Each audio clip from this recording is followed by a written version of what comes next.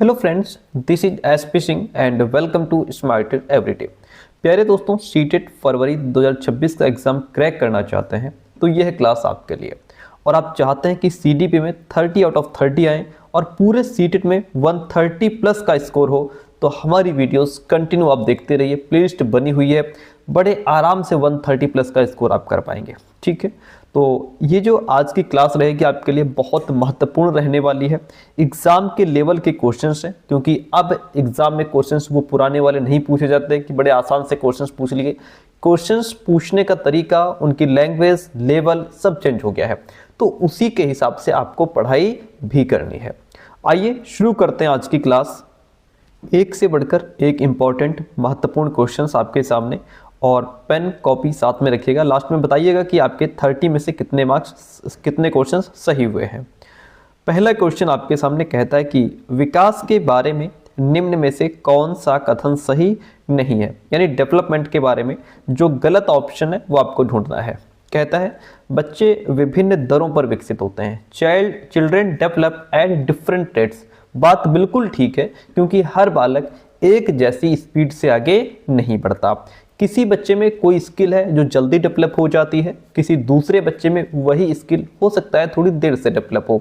ठीक है, तो ये एक जनरल सी बात है और ये अलग अलग दरों पर विकसित होते हैं। कोई बालक 10 महीने में चलने लगता है, कोई 12 महीने में चलना सीखता है, कोई 14 महीने में चलना सीखता है। तीनों अपनी जगह ठीक है, बस उनकी जो रेट ऑफ डेवलपमेंट है, जो विकास की गति है, वो अलग अलग है। बहुत अच्छी बात है, ये तो विकास के बारे में अच्छा स्टेटमेंट लिखा है। हमें गलत ढूंढना है। विकास अपेक्षाकृत क्रमिक होता है, ये भी बात ठीक है कि जो डेवलपमेंट है वो अचानक नहीं होता, एक दिन रात में नहीं हो जाता, बल्कि ये धीरे धीरे आगे बढ़ता है और एक फिक्स डायरेक्शन में आगे बढ़ता है। ठीक है भाई, कैसे फिक्स डायरेक्शन में आगे बढ़ता है, क्रमिक कैसे होता है, ऑर्डरली कैसे होता है? भाई सबसे पहले बच्चा अपनी गर्दन को संभालना सीखता है, गर्दन को उठाना सीखता है, फिर अपने धड़ पर कंट्रोल लेकर के आता है, फिर बैठना सीखता है, फिर घुटनों के बल रेंगना सीखता है, उसके बाद अपने पैरों पर खड़ा होता है। ठीक है, तो इस तरीके से इसको कहा जाता है कि जो डेवलपमेंट है वो सिर से पैर की दिशा में जा रहा है। ठीक है, जिसको हम सेफेलोकॉर्डल कहते हैं। और दूसरी जो दिशा है वो प्रॉक्सिमोडिस्टल, जिसमें डेवलपमेंट केंद्र से बाहर की तरफ जाता है। तो ये सब क्या होता है, क्रम में होता है, स्टेप बाय स्टेप होता है। इसीलिए इसको कहा गया है कि जो विकास है वो अपेक्षाकृत क्रमिक ही होता है। आनुवंशिकता विकास का एकमात्र कारण है, ये बात बिल्कुल गलत है, क्योंकि सिर्फ आनुवंशिकता विकास का एकमात्र रीजन नहीं है कि बच्चे के अंदर जो डेवलपमेंट हो रहा है उसके पीछे का रीजन आनुवंशिकता है। आनुवंशिकता मतलब जो गुण आपको अपने पेरेंट्स से मिले हैं, आपका कद काठी, आपका रंग, ठीक है, आपकी आंखों का रंग, ठीक है, ये सब आनुवंशिकता। देखिए, आंखों का रंग तो आनुवंशिकता की देन है, लेकिन बाकी डेवलपमेंट उसमें आपका वातावरण भी बराबर का क्या करेगा, हिस्सेदारी करेगा। आनुवंशिकता प्लस वातावरण दोनों जब मिलते हैं तब हमारा डेवलपमेंट बेहतर हो पाता है। सिर्फ आनुवंशिकता लिखा है वो भी गलत है, सिर्फ वातावरण लिखा है वो भी गलत है। आनुवंशिकता प्लस वातावरण बराबर डेवलपमेंट हो जाएगा। विकास निरंतर रूप से होता है, बात यह भी ठीक है, क्योंकि विकास डेवलपमेंट गर्भ से कब्र तक जाता है। जैसे ही बालक मां के गर्भ में आता है उसका डेवलपमेंट शुरू हो जाता है, एंड पूरी लाइफ जब तक वो कब्र तक यानी कि मृत्यु नहीं हो जाती तब तक उसका डेवलपमेंट उसके अंदर धीमे धीमे होता ही रहता है। ये तीनों बातें सही है विकास के बारे में, लेकिन ऑप्शन सी जो है यह राइट ऑप्शन नहीं है, ये विकास के बारे में गलत है। सही तब होता जब आनुवंशिकता प्लस वातावरण दोनों लिखे होते, तब ये ऑप्शन राइट हो जाता। ऑप्शन सी सही है, आगे बढ़ जाइए। कहता है मानवीय क्षमताएं जैसे कि बुद्धि, समस्या समाधान और समालोचनात्मक चिंतन का स्पष्ट रूप से डेवलपमेंट विकास के किस क्षेत्र के अंतर्गत अध्ययन किया जाता है? ये बताइए कि आपकी जो क्षमताएं हैं, जैसे आपकी बुद्धि है, ठीक है, आप किसी समस्या को हल कर रहे हैं। समालोचनात्मक चिंतन, आप किसी चीज पर गहराई से एनालिसिस कर रहे हैं। ठीक है, ये सब आप कहां से करते हैं? शरीर से करते हैं, इमोशंस से करते हैं, या संज्ञानात्मक अपने मस्तिष्क से, अपने दिमाग से करते हैं, ठीक है, या नैतिकता से करते हैं। तो देखिए, हम जहां भी बुद्धि लगा रहे हैं, प्रॉब्लम को, समस्या को हल कर रहे हैं, समालोचनात्मक चिंतन, चीजों को गहराई से समझ रहे हैं, उसको एनालिसिस कर रहे हैं, ठीक है, ये सारी चीजें किससे जुड़ी हैं? ये सारी चीजें हमारे कॉग्निशन, हमारे दिमाग, हमारे मस्तिष्क से जुड़ी हैं। ठीक है। समालोचनात्मक चिंतन का स्पष्ट रूप से विकास के संज्ञानात्मक क्षेत्र के अंतर्गत अध्ययन किया जाता है। ये सारी चीजें कहाँ हैं? प्रॉब्लम सॉल्विंग, डिसीजन मेकिंग, ठीक है, ये सब हमारे संज्ञान से जुड़ी हैं, हमारे दिमाग से जुड़ी हैं। कॉग्निटिव डेवलपमेंट के अंतर्गत इनकी बात होती है। शरीर में आपके फिजिकल ग्रोथ डेवलपमेंट, आपके शरीर की बात होगी, संवेगों में आपके इमोशंस की बात होगी, नैतिकता में आपके जो एटिकेट मैनर्स हैं उनकी बात होगी। कॉग्निशन में आपकी सोचने समझने की क्षमता की बात होती है, आपके दिमाग बुद्धि की बात होती है। Option C is the right one in this question. आगे बढ़ जाइए। बच्चे केवल औपचारिक स्कूली शिक्षा द्वारा ही स्किल्स, मूल्य और रीति रिवाज ग्रहण करते हैं। क्या सिर्फ जो विद्यालय की औपचारिक शिक्षा होती है, क्या बालक सिर्फ वहीं से स्किल्स ग्रहण करते हैं, वहीं से अपने मूल्य, अपने जो रीति रिवाज है, जो सामाजिक परंपरा है, बाकी ये सब वहीं से क्या ग्रहण करते हैं? ऐसा नहीं है, ये बात गलत है, ठीक है। क्योंकि बच्चे अपने घर, परिवार, समाज, अपने फ्रेंड सर्कल, आजकल आपका सोशल मीडिया है ना, और बच्चे जब ग्रुप में खेल रहे होते हैं, अपने अनुभव के माध्यम से, ये कई सारे सोर्सेज होते हैं जिनसे बच्चा सीखता है। सिर्फ स्कूल से नहीं सीखता, बहुत सारी चीजें हैं जिनसे वो सीखता है। इसलिए ऑप्शन ए राइट हो जाएगा। बच्चों का समाजीकरण एक सरल और रेखीय प्रक्रिया है। देखिए, समाजीकरण जो सोशलाइजेशन होता है वो एक सिंपल सीधी लाइन में नहीं चलता। जो समाजीकरण है ये काफी जटिल प्रक्रिया है और बहुआयामी, निरंतर चलने वाली प्रक्रिया है। जटिल इसलिए है क्योंकि बालक एक साथ, देखिए ये सरल नहीं है, जटिल है, क्योंकि बालक एक साथ कई तरह की बातें और कई सोर्सेज से सीख रहा होता है। परिवार से, पड़ोस से, स्कूल से, फ्रेंड सर्कल से, टीवी, मोबाइल, अपने सांस्कृतिक रीति रिवाज, अपने अनुभव से, अपने समाज की परिस्थितियों से, इन सबका प्रभाव बच्चे पर एक साथ पड़ता है। इसलिए प्रक्रिया सीधी नहीं बल्कि उलझी हुई है, कई जगह से बालक सीख रहा होता है, ठीक है। और ये एक आयामी नहीं, बहुआयामी होती है, इसको मल्टी डायमेंशनल कहते हैं। जो समाजीकरण की प्रक्रिया है प्यारे दोस्तों, ये बहुआयामी है क्योंकि बालक एक साथ कई आयामों में सीख रहा होता है। भाषा सीख रहा है, व्यवहार सीख रहा है, उसके अंदर एटिकेट, मैनर्स, नैतिक मूल्य आ रहे हैं, ठीक है। इमोशंस, अपने इमोशंस पर कंट्रोल करना, अपनी भावनाओं को समझ रहा है बच्चा। समाज की उसकी सामाजिक जो समाज की आदतें हैं, समाज में जो हो रहा है वो हैबिट्स अपनाता है, ठीक है। अपने लिंग के आधार पर अपने रोल्स को समझ रहा होता है। तो ये सब अलग अलग डायरेक्शन से बच्चे के अंदर आ रहे होते हैं, अलग अलग तरीके से डेवलप हो रहे होते हैं, इसलिए इसको बहुआयामी प्रक्रिया कहा जाता है। ये एक सरल और एक रेखीय प्रक्रिया नहीं है, ये बहुत ही उलझी हुई और कॉम्प्लिकेटेड प्रक्रिया है। ये भी गलत हो जाएगा। ए और आर दोनों ही ऑप्शंस आपके यहाँ पे गलत हो जाते हैं। मैंने विधिवत तरीके से आपको समझा भी दिया है। अगला प्रश्न कहता है आपसे, जीन पियाजे के अनुसार व्यक्ति किस अवस्था को प्राप्त करने के लिए समाधान की निरंतर खोज में लगा रहता है? ये क्वेश्चन हमने क्विज भी डाला था इसका, तो बहुत सारे स्टूडेंट्स ने इसका रॉन्ग आंसर दिया है। आपको बता दें, हम अपने चैनल पर रोज क्विज डालते हैं, ठीक है। आप उस क्वेश्चन को जरूर प्रैक्टिस करा करिए और कोशिश करिए कि विधिवत तरीके से क्वेश्चन ऑप्शंस को पढ़ें, फिर आप आंसर करें उसका, ठीक है। नीचे हम उसका एक्सप्लेन भी दे देते हैं, इससे आप अपने आप को जांच पाएंगे कि आपका क्वेश्चन सही हो रहा है कि गलत हो रहा है। ये हमने पूछा था, बहुत सारे स्टूडेंट्स ने गलत आंसर दिया। तो पियाजे के अकॉर्डिंग व्यक्ति किस अवस्था को प्राप्त करने के लिए समाधान की निरंतर खोज में लगा रहता है? संतुलन में आने के लिए, असंतुलन में आने के लिए, आत्मसातकरण के लिए, या फिर समझन अकोमोडेशन के लिए? तो बालक जो है वह लगातार संतुलन की अवस्था में आने के लिए, इक्विलिब्रेशन में आने के लिए क्या करता है? निरंतर खोज में लगा रहता है जब तक उसको संतुलन, अपनी इक्विलिब्रेशन नहीं उसको मिल जाता। ये क्वेश्चन इससे पहले वाली क्लास में ही पूछा गया था। मैं एक बार आपको इसको दिखा देता हूं, मैं यहां से आपको समझाता हूं। देखिए, अनुकूलन, एडॉप्टेशन में दो चीजें आ जाती हैं, एसिमिलेशन, अकोमोडेशन, ठीक है। ये दोनों प्रक्रियाएं इसके अंतर्गत आ जाती हैं। अब आपको पता है, पहले भी कई बार हमने बताया है, एसिमिलेशन का मतलब पूर्व ज्ञान को नए ज्ञान के साथ जोड़ लेना, और अकोमोडेशन का मतलब आपने अपने पूर्व अनुभव में परिवर्तन कर लिया, ठीक है। उसके बाद वातावरण के साथ आप तालमेल बिठा रहे हैं, ये अकोमोडेशन हो गया।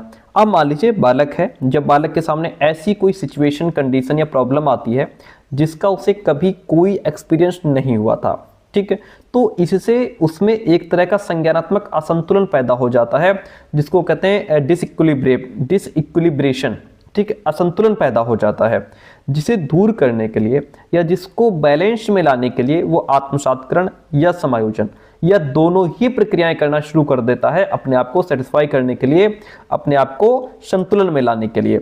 आत्मसातकरण या समायोजन, देखिए यहाँ पे या तो आत्मसातकरण, या तो बच्चा आत्मसातकरण करेगा या समायोजन करेगा, या फिर ये दोनों ही क्रियाएं करना शुरू कर देगा। क्या करने के लिए? या तो भाई अपने पूर्व ज्ञान को नए ज्ञान के साथ जोड़ेगा, नहीं तो अनुभव करेगा, नहीं तो फिर जोड़ेगा भी अनुभव भी करेगा, यानी कि परिवर्तन भी करेगा।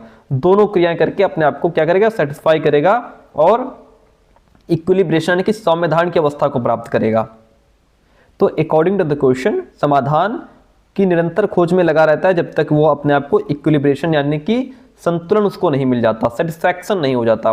डिस इक्विलिब्रेशन, जब बालक के सामने नई सिचुएशन, कंडीशन, कोई परिस्थिति, समस्या आती है सामने जिसका उसे कभी कोई अनुभव नहीं हुआ था, तो उसके अंदर एक उथल पुथल सी मच जाती है, ठीक है। और फिर वो उसको सेटिस्फाई करने के लिए, उसको बैलेंस में लाने के लिए क्या करता है? या तो एसिमिलेशन करेगा या अकोमोडेशन करेगा, या फिर दोनों ही क्रियाएं करता हुआ समझा जाएगा, देखा जाएगा। According to the question option first यहाँ पे राइट हो जाता है। बहुत प्यारा सा क्वेश्चन है, थोड़ा सा टफ है। परिकल्पनात्मक निगमनात्मक तर्क किस चरण की विशेष विशेषता है? किस अवस्था में बच्चे के अंदर हाइपोथेटिकल डिडक्टिव रीजनिंग डेवलप होती है? क्या जब बालक 0 से 2 वर्ष का होता है, क्या यहाँ पे बच्चे के अंदर हाइपोथेटिकल डिडक्टिव रीजनिंग आ जाती है? नहीं, यहाँ तो बच्चा अपने सेंस ऑर्गन के माध्यम से ही दुनिया को समझ रहा होता है, चीजों को पकड़ करके मुंह में डालता है, चूस करके, छू करके अनुभव करता है चीजों को। तो 2 साल तक के बच्चे के अंदर ऐसी कोई भी रीजनिंग नहीं आती। जब बच्चा फॉर्मल ऑपरेशनल स्टेज में होता है, फॉर्मल ऑपरेशनल स्टेज का मतलब होता है जब बच्चा यहाँ पे आपका 11+ का हो गया है। फॉर्मल ऑपरेशनल स्टेज में बालक कितना है? 11+ का है। तो यहाँ बालक के अंदर हाइपोथेटिकल डिडक्टिव रीजनिंग डेवलप हो जाती है। यहाँ बालक वैज्ञानिकों की तरह तार्किक सोच रखते हैं, उनकी जो इमेजिनेशन पावर है वो अच्छी डेवलप हो जाती है। बच्चा अधिक ज़्यादा अमूर्त चिंतन कर सकता है और बहुत अच्छे तरीके से चीज़ों को सीक्वेंस में हल कर पाएगा, है ना। उसके अंदर जो रीजनिंग है बहुत पावरफुल हो जाती है, कहने का मतलब है लॉजिकल रीजनिंग उसकी जो है वो बहुत फास्ट हो जाती है। ये ऑप्शन बी है। यहाँ बच्चे के अंदर परिकल्पनात्मक निगमनात्मक तर्क आ जाएगा, ठीक है। जब बच्चा प्री ऑपरेशनल स्टेज में होता है, प्री ऑपरेशनल स्टेज में बालक कितने साल का होता है? 2 से 7 साल का होता है। इसकी विशेषता यह है कि यहाँ बालक के अंदर जीववाद आ जाएगा, इगोसेंट्रिज्म आ जाएगा, सिंबॉलिक थॉट बच्चे के अंदर डेवलप हो जाएगा। बच्चा सेंट्रेशन यानी कि केंद्रीकरण का गुण होगा बच्चे के अंदर, ठीक है। जब बच्चा कॉन्क्रीट ऑपरेशनल स्टेज में आ जाएगा, 7 से 11 साल का हो जाएगा, तब बच्चे के अंदर कॉन्सेप्ट ऑफ कंजर्वेशन डेवलप होगा, ठीक है। और यहाँ बालक फिर समझने लग जाता है चीज़ों को, वर्गी क्लासिफिकेशन यानी कि वर्गीकरण में लगाना शुरू कर देता है। अगर प्रश्न के अकॉर्डिंग चलें तो आपका ऑप्शन जो है वह बी राइट हो जाएगा। यहाँ बच्चे के अंदर हाइपोथेटिकल डिडक्टिव रीजनिंग आ जाती है। क्या होती है हाइपोथेटिकल डिडक्टिव रीजनिंग? देखिए ये है आपकी 11 से 15 वर्ष की अवस्था, औपचारिक संक्रियात्मक अवस्था, ठीक है। यहाँ पे आप देख पाएंगे कि पियाजे के अनुसार इस अवस्था में बच्चे वैज्ञानिकों की तरह तार्किक सोच रखते हैं। वे निगमनात्मक पूर्व कल्पना तर्क का प्रयोग समस्या हल करने में करते हैं, अर्थात यानी कि यहाँ पे बच्चे के अंदर हाइपोथेटिकल डिडक्टिव रीजनिंग आ जाती है। अर्थात वो समस्या के संभावित उत्तरों का परीक्षण करके, कोई भी समस्या उनके सामने आई, पहले उसके क्या क्या आंसर हो सकते हैं, किन आंसर्स की पॉसिबिलिटी है, वो आंसर निकालते हैं, फिर उनको टेस्ट करते हैं कि इसमें से कौन सा सॉल्यूशन बेस्ट रहेगा इस प्रॉब्लम के लिए, फिर वो उसको अप्लाई करते हैं। उनका परीक्षण करके जो बेहतर संभावित उत्तर होता है उसको निष्कर्ष के रूप में खोजते हैं। जैसे अगर बालक के सामने समस्या है कि एक पौधा मुरझा गया है, बच्चे के सामने समस्या क्या है? एक पौधा मुरझा गया है। अब इसकी क्या होगी? परिकल्पना, यानी कि बच्चा इमेजिनेशन करेगा कि यार ये पौधा क्यों मुरझा गया, हो सकता है उसे पानी ना मिला हो सकता है धूप ना मिली हो सकता है उसमें कीड़े लग गए हों। ये क्या है? ये उसके संभावित उत्तर है, पॉसिबिलिटी है, संभावना है कि ऐसा इस पौधे के साथ हो सकता है, ये उसकी हाइपोथेसिस है। अब ये उसको टेस्ट करेगा। अगर पानी डालते पौधा हरा हो जाता है, इसका मतलब है कि पौधे को पानी की कमी थी। अगर धूप में रखने पर ठीक होता है, मतलब धूप की कमी थी। तो जो भी उसकी संभावना है आंसर की, वो उसको टेस्ट करके देख रहा है कि किससे पौधा ये हरा हो जाएगा। फिर लास्ट में सबसे सही कारण को ही एक्सेप्ट कर लिया जाता है। तो ये जो गुण है बच्चे के अंदर, वो कब आएगा? जब बच्चा 11 से 15 वर्ष का हो जाएगा। अब यहां पे according to the question option हमारा बी तो राइट ही है, ठीक है। आगे बढ़ते हैं, अगला प्रश्न लीजिए। क्वेश्चन कहता है जीन पियाजे के संज्ञानात्मक विकास के सिद्धांत के अनुसार किस अवस्था में बालक अनैच्छिक यानी कि सहज क्रियाओं से ऐच्छिक क्रियाओं की ओर बढ़ना शुरू कर देता है? अनैच्छिक क्रियाएं वो होती हैं जैसे जो बालक अपने आप करता है, जैसे चीज़ों को पकड़ना, चूसना, रोना, ये उसकी कैसी होती हैं? ये उसकी अनैच्छिक सहज क्रियाएं होती हैं जो बिना इच्छा के वो करने लगता है। चूस रहा है ना, छोटा बच्चा बेबी है, चूसता है, रोता है, चीज़ों को पकड़ता है। अब यहाँ से वो ऐच्छिक क्रियाओं की ओर बढ़ना शुरू कर देता है। किस उम्र में ऐच्छिक क्रियाओं की तरफ बढ़ना शुरू करता है? ये ऐच्छिक मतलब इच्छा से की जाने वाली क्रियाएं, जैसे जानबूझ करके किसी चीज़ को उठा रहा है, उसको उससे खेल रहा है, धक्का दे रहा है, ठीक है, ये होती इच्छा अनुसार करने वाली चीज़ें। तो क्या 0 से 2 वर्ष में बच्चा यहाँ तक पहुँच जाता है, या फिर 2 से 7 साल में, या फिर 7 से 11 में, या 11 से 15 में? तो प्यारे दोस्तों, ये जो अनैच्छिक क्रियाएं होती हैं, यहाँ से बालक ऐच्छिक क्रियाओं की तरफ 0 से 2 साल में ही पहुँच जाता है। बालक पहले शुरुआत में चीज़ों को चूसता है, रोता है, पकड़ता है, फिर बाद में धीरे धीरे ऐच्छिक क्रियाओं की तरफ, यानी कि अपने मनपसंद की, उसके सामने 4 से 10 खिलौने रख दो, अपने मनपसंद का खिलौना उठाएगा, किसी को ऐसे पटक करके देखेगा जिसमें उसको ज़्यादा मजा आएगा, है ना। और ये सारी क्रियाएं बालक इस अवस्था में करना शुरू कर देता है। प्रश्न नीचे कहता है, हेंज की दुविधा को सुनने के बाद 8 वर्ष का गुरप्रीत है, वो कहता है कि हेंज को पैसा चुरा लेना चाहिए। हेंज को क्या करना चाहिए? पैसा चुरा लेना चाहिए, क्योंकि उसे उसकी जरूरत है। नैतिक तर्क के किस स्तर पर बच्चे सही और गलत का निर्णय व्यक्तिगत जरूरतों और इच्छाओं के आधार पर करते हैं? यानी कि यहाँ बालक अपना व्यक्तिगत जरूरत भी देख रहा है, व्यक्तिगत इच्छा भी, खुद की इच्छा भी देख रहा है, यानी कि खुद का लाभ देख रहा है, जिसको हम लोग स्वलाभ मानसिकता भी कहते हैं। ये क्या हो जाएगा? इसको हम यांत्रिक सापेक्षिक अभिमुखता कहते हैं, इंस्ट्रूमेंटल रिलेटिविस्ट ओरिएंटेशन भी कहते हैं, ठीक है। ये आपका फर्स्ट लेवल सेकेंड स्टेज है। कौन सी स्टेज है? फर्स्ट लेवल की ये सेकेंड स्टेज है, जहां किसी भी काम को करने के पीछे बालक ये सोचता है कि अपना भी फायदा होना चाहिए, अपनी व्यक्तिगत जरूरत भी पूरी होनी चाहिए। ओके, ध्यान रखिएगा, इसको क्या कहते हैं? इसको स्वलाभ मानसिकता, जहां बालक का खुद अपना लाभ भी देखता है। ओके, यहाँ बालक अपनी जरूरत, अपनी इच्छा, अपने लाभ के आधार पर सही गलत तय करता है। जैसे गुरप्रीत ने कहा कि हेंज को पैसा चुरा लेना चाहिए क्योंकि उसे उसकी क्या है? जरूरत है। ये बिल्कुल व्यक्तिगत जरूरत पर आधारित तर्क है, इसीलिए ये स्तर जो है आपका वो क्या हो जाएगा? यांत्रिक सापेक्षिक अभिमुखता हो जाएगा, ठीक है। अब इसके बाद जैसे अच्छा लड़का, अच्छी लड़की अभिमुखता, ये आपका सेकेंड लेवल थर्ड स्टेज है ना, जहाँ बालक अच्छा लड़का बनना चाहता है, अच्छी लड़की बनना चाहता है, समाज के लोगों की अपेक्षाओं पर खरा उतरना चाहता है बालक, ठीक है। कानून और व्यवस्था अभिमुख, ये आपका सेकंड लेवल फोर्थ स्टेज की बात हो रही है। और इस लेवल पर बालक, बच्चा जो है सही गलत का जो डिसीजन है वो अपने कानून, नियम, जो समाज की व्यवस्था है, अपने जो कर्तव्य है उसके आधार पर करता है। यानी कि यहाँ बालक सोचता है कि नियम तोड़ना गलत है, क्योंकि इससे समाज में एक अराजकता फैल जाएगी। कानून का पालन करना उसके लिए बहुत सही मानता है, वो कानून को ही सर्वोपरि मानता है, क्योंकि इससे उसे लगता है कि इसी के आधार पर समाज चलता है। यहाँ बालक अपनी रिस्पॉन्सिबिलिटी को बहुत महत्व देता है, वो समझता है हमारी जो जिम्मेदारी है वो अपनी जिम्मेदारी पर पूरा खरा उतरने का प्रयास करता है। यहाँ पे बालक अपनी व्यक्तिगत इच्छा या लाभ नहीं देखता, बल्कि समाज के नियम कानून क्या कहते हैं उसी को वो प्रायोरिटी यानी कि प्रमुखता देता है। दंड और आज्ञा पालन, ये आपका फर्स्ट लेवल की फर्स्ट स्टेज है, जिसमें बालक दंड के भय से, डर के भय से आज्ञा का पालन करता है। सारे ऑप्शन समझ गए आप? प्रश्न के अकॉर्डिंग हम जाएंगे ऑप्शन नंबर बी के साथ में। आगे बढ़ जाइए, फिर अगला प्रश्न है आपके सामने, लेवागोत्स्की के सिद्धांत को किस तरह का सिद्धांत माना गया है? लेवागोत्स्की का जो सिद्धांत है ये आपका मनोविश्लेषणात्मक सिद्धांत है, या सामाजिक सांस्कृतिक सिद्धांत है, व्यवहारवादी है, या सूचना प्रसंस्करण है? डिफरेंट यहाँ पे मनोविश्लेषणात्मक सिद्धांत जो है ये सिगमंड फ्रायड ने दिया था, वाइगोत्स्की से इसे कोई लेना देना नहीं है। सामाजिक सांस्कृतिक सिद्धांत ये आपके वाइगोत्स्की ने दिया। व्यवहारवादी सिद्धांत में आपके स्किनर आ जाएंगे, पावलोव आ जाएंगे। और सूचना प्रसंस्करण सिद्धांत जो है ये जॉर्ज ऑर्मिटेज मिलर ने दिया था 1950 के दशक में, ये आप ध्यान रखिएगा। तो प्रश्न के अकॉर्डिंग ऑप्शन आपका जो सामाजिक सांस्कृतिक सोशियो कल्चरल थ्योरी किसने दी? लेवागोत्स्की ने दी, जिसमें उन्होंने बताया कि बालक समाज से सीखता है, बालक अपनी सभ्यता संस्कृति से सीखता है, बालक दूसरे लोगों के साथ इंटरेक्ट होकर के सीखता है। इसलिए ऑप्शन बी राइट हो जाएगा। ओके, इतना क्लियर है? ठीक है, आगे बढ़ते हैं। कहता है लेवागोत्स्की के अकॉर्डिंग बच्चों में संज्ञानात्मक प्रक्रियाओं को किसके माध्यम से सुगमता दी जाती है? संज्ञानात्मक प्रक्रियाएं क्या होती हैं? जैसे संज्ञानात्मक प्रक्रियाएं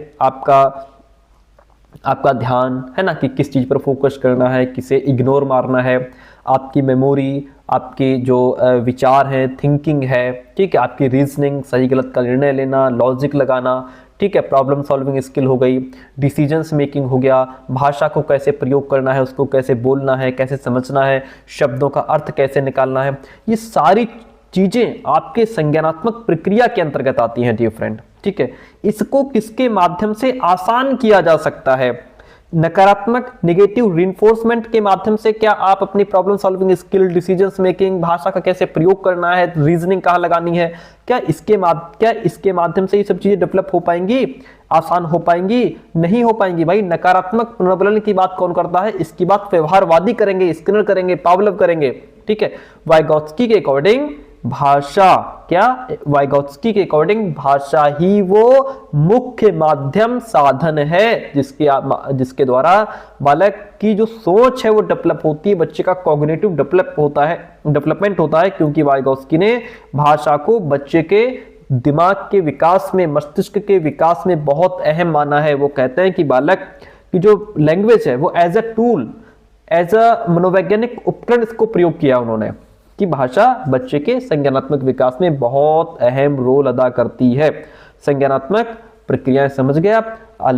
लॉजिक लगाना, प्रॉब्लम सॉल्व करना, यानी कि जो चीजें हम दिमाग से करते हैं वो सब संज्ञानात्मक प्रक्रियाओं में आती हैं। कंपटीशन को कोई बढ़ावा नहीं दिया जाएगा, जेनेटिक डिस्पोजेंस यहाँ पे है नहीं। इतनी बात। जेनेटिक डिस्पोजेंस का मतलब होता क्या है? इसका मतलब होता है कि आपको जो जन्म बाय बर्थ आपको मिलने वाली जो विशेषताएं होती हैं अपने माता पिता के जीन्स से जो मिलती है ना, उसे आनुवंशिक विन्यास कहते हैं। जैसे हमारी बॉडी, हमारा दिमाग, हमारे व्यवहार से जुड़ी कुछ विशेषताएं होती हैं जो हमें बाय बर्थ अपने पेरेंट्स से मिलती हैं। हमारा जैसे व्यवहार करने का तरीका हमारे पेरेंट्स पर जाता है। ठीक है, तो और दूसरी बात जैसे हमारी स्किन कैसी रहेगी, हमारे बाल, हमारी आंखों का रंग, है ना, ये सब जेनेटिक होता है। कुछ बीमारियां भी जेनेटिक होती है जो पीढ़ी दर पीढ़ी, एक पीढ़ी से दूसरी पीढ़ी में ट्रांसफर होती रहती हैं। तो वो सारी चीजें अलग हैं यहाँ पे। प्रश्न के अकॉर्डिंग आप जाएंगे भाषा के साथ में, क्योंकि वाइगोत्स्की ने भाषा को बहुत अहम माना है बच्चे के संज्ञानात्मक विकास में। 10 नंबर क्वेश्चन आपके सामने, शिक्षा को बाल केंद्रित बनाने के लिए निम्न में से क्या बदलाव जरूरी है? अगर आप शिक्षा को, एजुकेशन को बाल केंद्रित बनाना चाहते हैं, बच्चे के अकॉर्डिंग सब कुछ होना चाहिए, बच्चे की रुचि, क्षमता, योग्यता के आवश्यकता के हिसाब से बच्चे को पढ़ाओ, ये आप लाना चाहते हैं, तो क्या रचनात्मक मूल्यांकन से योगात्मक मूल्यांकन की ओर चलेंगे? देखिए, रचनात्मक मूल्यांकन से हम योगात्मक की तरफ नहीं जाएंगे, क्योंकि योगात्मक से रचनात्मक की तरफ चले जाएंगे, क्योंकि जो रचनात्मक होता है ये बच्चे को तुरंत मार्गदर्शन देता है। जैसे ये शिक्षण के दौरान भी होता है, जब आप क्लास में पढ़ा रहे हैं तब भी आप बच्चे से थोड़ी थोड़ी देर बाद पूछते रहते हैं कि हमने अभी इस पैराग्राफ में क्या बताया था, इस शब्द का क्या मतलब बताया था, इस क्वेश्चन का क्या आंसर बताया था, है ना। जब आप पढ़ा रहे हैं तो तुरंत बच्चे का फीडबैक लेते रहते हैं। अगर बच्चा नहीं बता पाता, गलती करता है, तो आप तुरंत उसका मार्गदर्शन करते हैं कि देखो ऐसे नहीं, ऐसे होगा, हमने ऐसे बताया था, इस तरीके से। तो ये फॉर्मेटिव असेसमेंट जो आपका रचनात्मक है, जो फॉर्मेटिव असेसमेंट है, ये बहुत इंपॉर्टेंट होता है।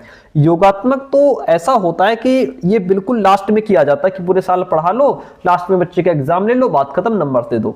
तो ऐसा तो नहीं करेंगे। इससे हमें ये तो नहीं पता चलता कि बालक ने क्या सीखा, क्या नहीं सीखा, बस हम इसमें बच्चों के नंबर्स देखते हैं। वो इंपॉर्टेंट नहीं है। हमारे लिए इंपॉर्टेंट ये है कि बच्चे ने क्या सीखा, कहाँ गलती की है, हमें उसे तुरंत सुधारना है।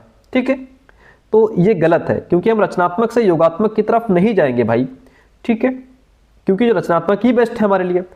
और दूसरी बात, कंठस्थ स्मरण से क्रिया आधारित अधिगम की ओर, ये बात बिल्कुल ठीक है कि भाई रट्टाफिकेशन अगर चल रहा है तो रट्टाफिकेशन को हटा करके हम एक्टिविटी बेस्ड लर्निंग लाएंगे, तब हमारी शिक्षा बाल केंद्रित हो पाएगी। क्या लाएंगे हम?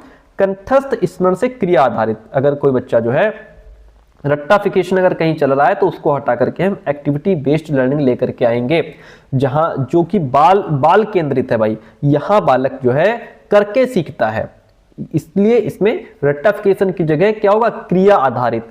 अनुभव पर आधारित होगा, एक्टिविटी बेस्ड लर्निंग होगी कि बच्चा करके सीखे, अपने अनुभव के आधार पर सीखे, उसको करके सीखने का मौका मिले। इसमें बच्चा एक्टिव होगा, क्रिएटिव होगा, उसकी लर्निंग भी मीनिंगफुल होगी। जो सीखेगा वो उसके दिमाग में लॉन्ग लास्टिंग यानी कि लंबे समय तक रहेगा और वो उसको आगे प्रयोग भी कर पाएगा।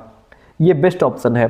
खोजी अधगम से व्याख्यान की तरफ जाएंगे, नहीं, खोजी अधगम ही बेस्ट है। हाँ, व्याख्यान अगर कहीं चल रहा है तो उसको हटा करके हम खोजी की तरफ जा सकते हैं, बाकी आपको खोजी से व्याख्यान की तरफ नहीं जाएंगे, ठीक है, क्योंकि खोजी जो है बाल केंद्रित शिक्षा में खोजी अधगम डिस्कवरी लर्निंग ही महत्वपूर्ण है, क्योंकि ये एजुकेशन में बच्चा एक्सप्लोर करता है, बच्चा चीजों को प्रयोग करके देखता है, पार्टिसिपेट करता है।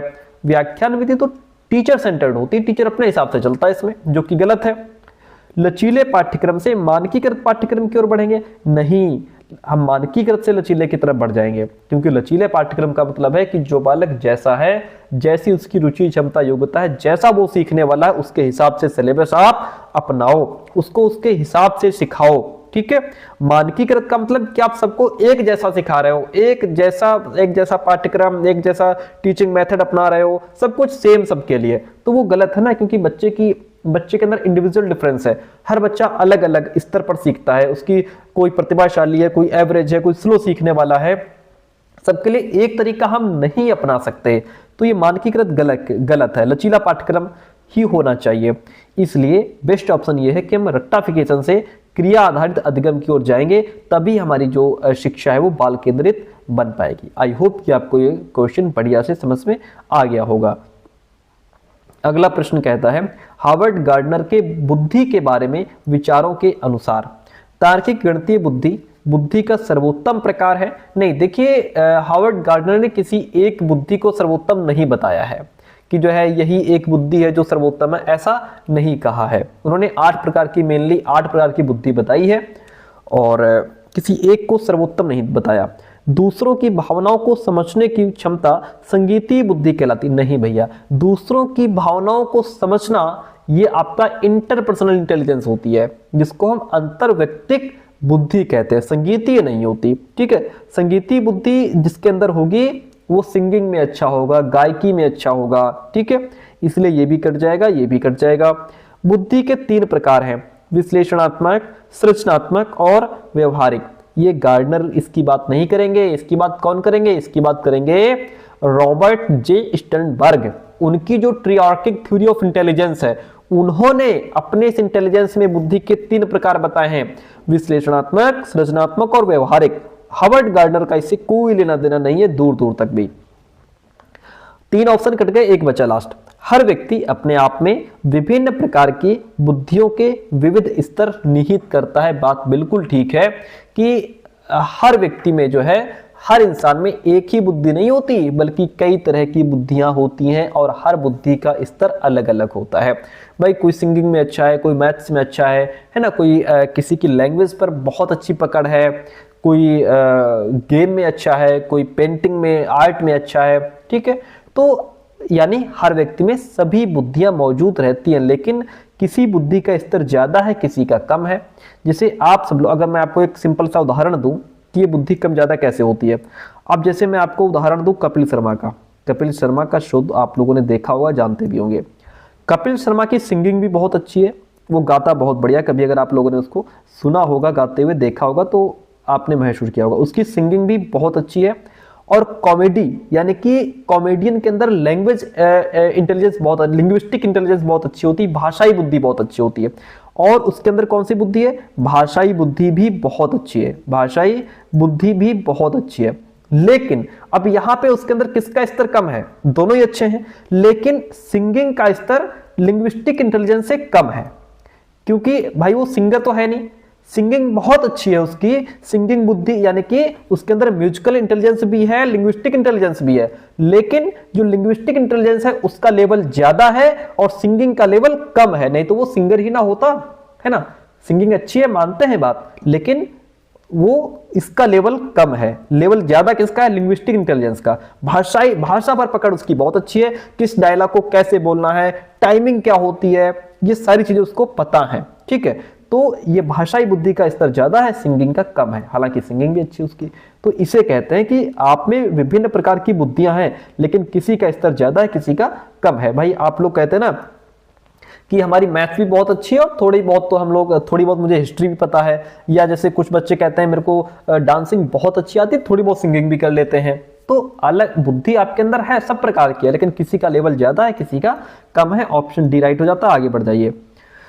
अगला प्रश्न कहता है, एक अध्यापिका को बच्चों को किसी समस्या पर काम करते समय अपने विचारों के मौखिकीकरण के लिए प्रोत्साहित करना चाहिए। बिल्कुल ठीक बात है। अगर बालक किसी प्रॉब्लम, किसी सॉल्यूशन, किसी क्वेश्चन को हल कर रहे हैं तो वो क्या करें कि अपने विचारों को, जो विचार उनके दिमाग में चल रहे हैं उनको बोल बोल करके फिर समस्या को हल करें। Very good. वाइगोत्स्की इस पर जोर देते हैं कि जब बालक अपने विचारों को शब्दों यानी शब्दों के माध्यम से व्यक्त करता है, होठों पर लेकर के आता है अपने विचारों को, तो इससे वो अपने काम को सही डायरेक्शन दे पाता है। निजी वाक्य बच्चों के संज्ञानात्मक विकास को सुगम बनाता है। बिल्कुल ठीक बात है। यानी कि जब बालक किसी काम करते समय अपने आप से बात करता है, जैसे अब ये रखना है, फिर ये करूंगा, फिर ऐसे करूंगा, ये ऐसे होता है, ये प्राइवेट स्पीच होती है। ठीक है, ये क्या करती है, ये बच्चों की जो सोच होती है ना, ये उसको ऑर्गेनाइज्ड करने का काम करती है। बच्चा जब अपने आप से बोलता है तो वो अपने थॉट्स को एक सीक्वेंस में रखता है, इससे उसका दिमाग एकदम क्लीन हो जाता है, क्लीन होकर के सोचना सीखता है, साफ होकर के सोचना सीखता है, एक सीक्वेंस में सोचना सीखता है। उसके लिए प्रॉब्लम हल करना भी आसान हो जाता है। बच्चा बोल बोल करके तय करता है कि पहले ये करूं फिर वो करूं, इससे समस्या को हल करने के जो स्टेप्स हैं वो क्लियर हो जाते हैं। बच्चे का कंसंट्रेशन लेवल बढ़ जाता है और यहाँ बालक काम करते समय अपने ही काम को गाइड कर रहा होता है। खुद यहाँ पे कहते हैं कि स्वयं का शिक्षक बन जाता है बालक, खुद का टीचर बन जाता है, अपने ही काम को दिशा निर्देश दे रहा होता है। ठीक है, तो ये बेस्ट चीज है। इसीलिए यहाँ पे चूंकि निजी वाक्य बच्चों के संज्ञानात्मक विकास को सुगम बना रहे हैं, उसके दिमाग को डेवलप कर रहे हैं, इसीलिए टीचर को चाहिए कि वो बच्चों को इस मौखिकीकरण के लिए प्रोत्साहित करें। ए और आर दोनों सही है, आर ए की सही व्याख्या भी कर रहा है। अगला प्रश्न लीजिए। एक अध्यापिका प्रचलित सामाजिक जेंडर संबंधी रूढ़िवादिता को कैसे प्रभावहीन कर सकती है, यानी कि जो जेंडर रूढ़िवादिता चली आ रही है उसको कैसे कम कर सकती है, उसको कैसे खत्म कर सकती है। भाई बताइए।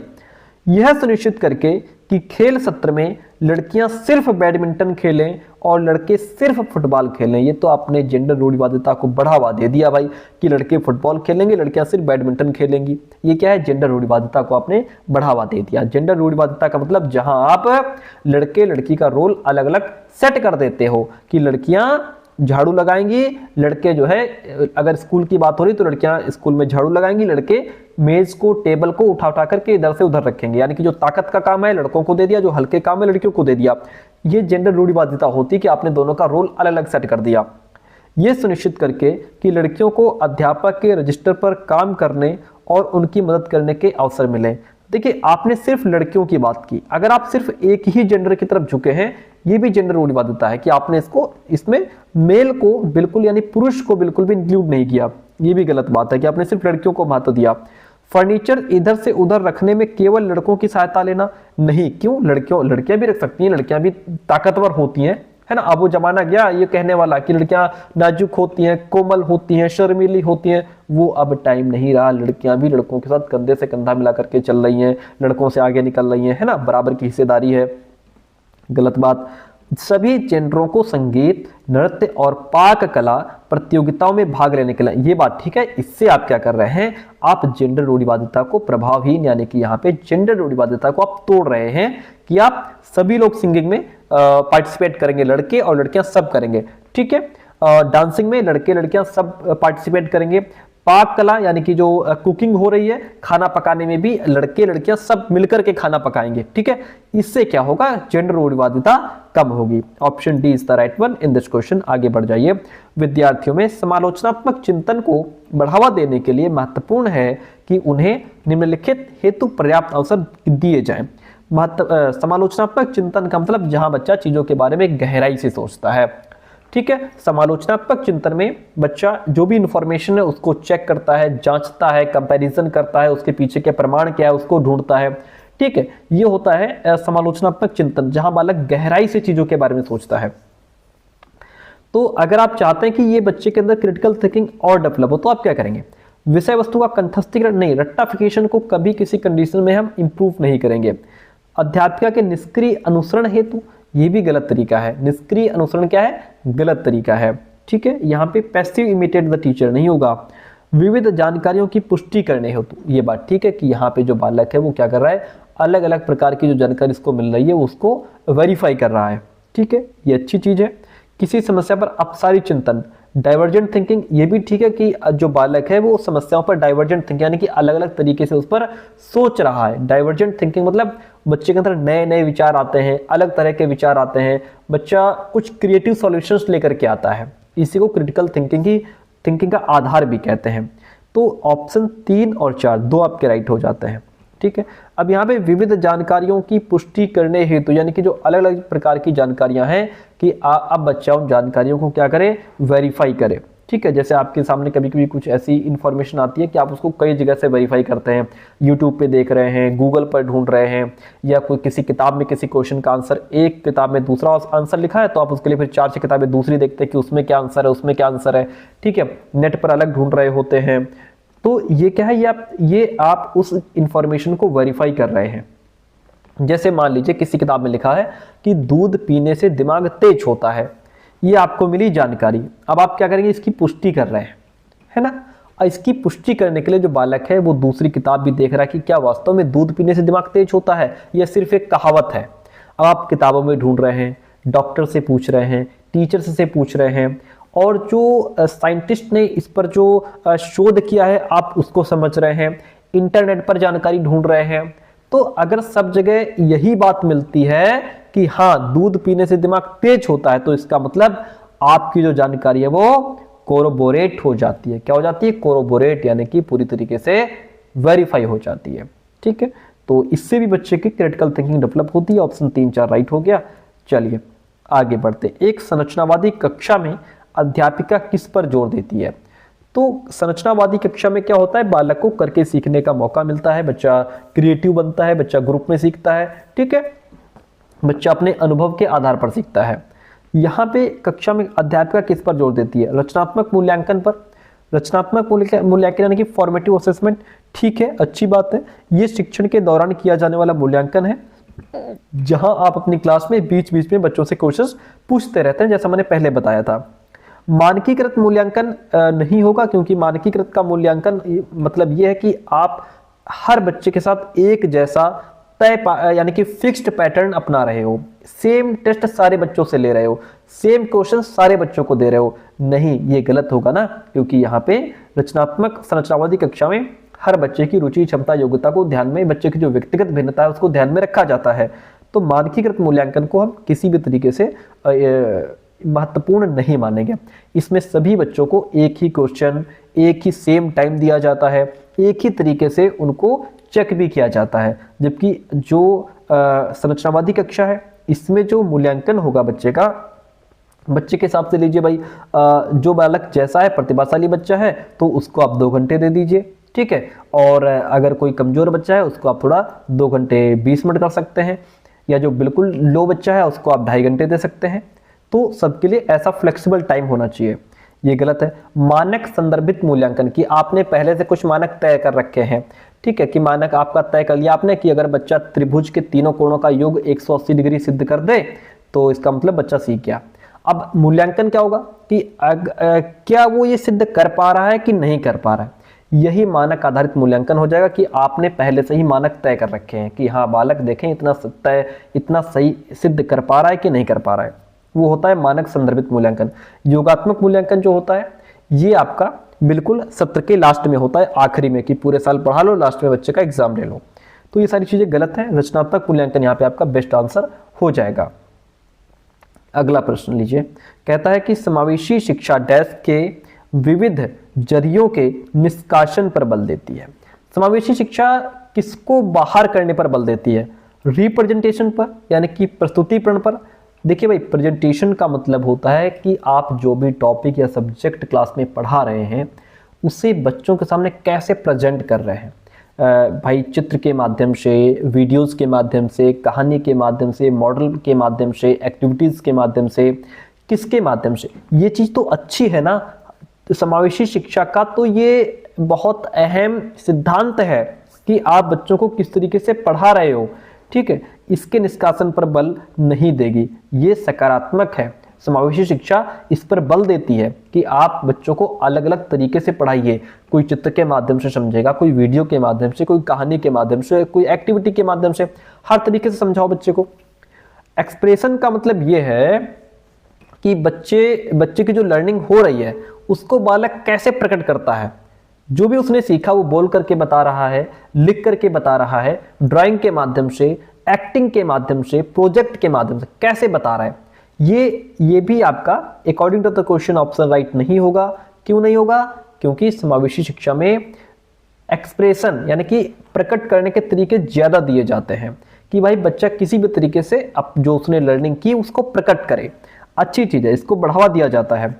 इंगेज का मतलब यह है कि बच्चा जो है वो लर्निंग में कितना एक्टिव है, ठीक है, कितना इंगेज हो पा रहा है, कितना जुड़ पा रहा है, कितना इंटरेस्ट से वो पार्टिसिपेट कर पा रहा है, ठीक है। तो समावेशी शिक्षा का जो लक्ष्य है वो है कि इंगेजमेंट बढ़े, इसके निष्कासन पर बल नहीं है। निष्कासन क्या होगा? भेदभाव को बाहर करो, ठीक है। समावेशी शिक्षा क्या कहती है कि भेदभाव को बाहर करो। समावेशी शिक्षा का मूल उद्देश्य है कि किसी भी प्रकार के भेदभाव को हटाया जाए, किसी भी प्रकार का भेदभाव हो उसको खत्म करो, चाहे वो जाति से संबंधित हो, लिंग से संबंधित हो, भाषा से संबंधित हो, क्षमता या दिव्यांगता के आधार पर किसी भी प्रकार का भेदभाव बच्चों के साथ नहीं होना चाहिए। निष्कासन का मतलब सबसे पहले भेदभाव को समाप्त किया जाए, उसको खत्म किया जाए। इस पर समावेशी शिक्षा बल देती है, बाकी इन सब चीजों को महत्व देती है, इनको आगे बढ़ाने का काम करती है। Option D is the right one in this question. 17 number question ले लीजिए भाई।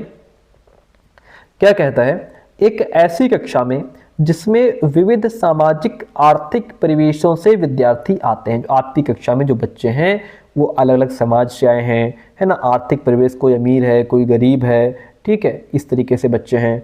तो एक अध्यापिका को यहाँ पे क्या करना चाहिए भाई? बताइए क्या करना चाहिए? अधीनस्थ समूहों से संबंधित विद्यार्थियों के लिए कमतर अपेक्षाएं बनाना और कायम रखना। नहीं, हम देखिए ऐसा है, किसी भी बच्चे से अपेक्षाएं कम नहीं रखेंगे, सभी बच्चों से समान अपेक्षाएं रखेंगे, ये बात गलत है। और आप यहाँ पे कह रहे हैं कि अधीनस्थ समूहों से संबंधित, यानी कि ऐसे जो सबऑर्डिनेट ग्रुप्स हैं उनसे संबंधित विद्यार्थियों के लिए आप क्या करेंगे? अपेक्षाएं कम रखेंगे कि ये तो बच्चे गरीब हैं, मजबूर हैं, वंचित हैं, इन बच्चों से क्या ही अपेक्षाएं रखना, ये बात गलत है। समावेशी भाषा जैसे कि हमारा विद्यालय, हमारी कक्षा का इस्तेमाल करना, तो ये बात ठीक है कि जब आपके यहाँ बच्चे अलग अलग समाज से आए हैं, कोई अमीर है, कोई गरीब है, इस तरीके से बच्चे आए हैं, आपको उन सबको गले लगाना है, उन सबको सम्मान देना है। तो आपको वहाँ पे मैं का शब्द ना करे, मैं शब्द का यूज ना करके हमारा शब्द का यूज करो, ताकि हर बच्चा अपने आप को जुड़ा हुआ महसूस करे। क्योंकि समावेशी कक्षा में टीचर ऐसी लैंग्वेज का उपयोग करे जो समानता को बढ़ावा दे, सहभागिता को बढ़ावा दे, अपनापन बढ़ाए। जैसे हमारी कक्षा, हमारा विद्यालय, हम सब मिलकर सीखेंगे, हम सब मिलकर आगे बढ़ेंगे, इस तरीके के शब्दों का प्रयोग करें। अच्छी बात लिखी है। फिर कहता है ये तो हमारा राइट हो गया, ठीक है। प्रबल समूहों से संबंधित विद्यार्थियों में अलगाव की भावना को बढ़ाना, यानी कि ऐसे बालक जो कैसे आए हैं? प्रबल समूह से, जो अच्छे परिवार से आए हैं, जो अमीर घर से आए हैं, आप उनको ज्यादा इंपॉर्टेंस दे रहे हो और जो कमजोर बच्चे उनसे उनको अलग कर रहे हो। कभी भी समावेशी शिक्षा अलग थलग की बात नहीं करती, इसको काट दो। अधीनस्थ समूहों से संबंधित विद्यार्थियों के बारे में रूढ़िवादों को बढ़ावा देना और रूढ़िवादी भय पैदा करना।